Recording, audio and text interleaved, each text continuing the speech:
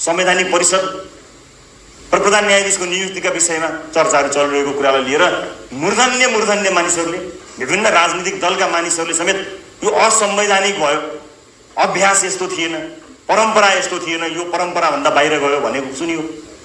मलाई एकजना कसैले भनियोस् कसरी असंवैधानिक भयो।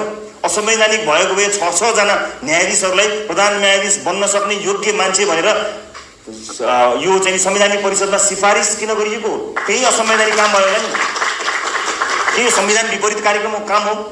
संविधान मिच्यो त्यसो गर्दा। 6 जनाको साटो संविधानमा वरिष्ठतम जो हुनुहुन्छ उहाँलाई नै चुन्नु पर्नेछ भनेको भए संवैधानिक परिषदको बैठकको पनि आवश्यकता पर्दैन थियो, सोझै वरिष्ठतमको नियुक्ति हुने व्यवस्था हुन्थ्यो होला।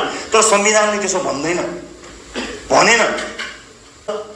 अब परम्परा भत्काइयो भन्ने कुरा चाहिँ मैले एउटा के भन्नै पर्छ भने, यदि त्यही परम्परामा जाने भइदिएको भए अहिले 6 जनाको उपस्थिति भएको संवैधानिक परिषदमा आज 1 जना व्यक्ति नियुक्त हुने छलफल सकिँदैन थियो।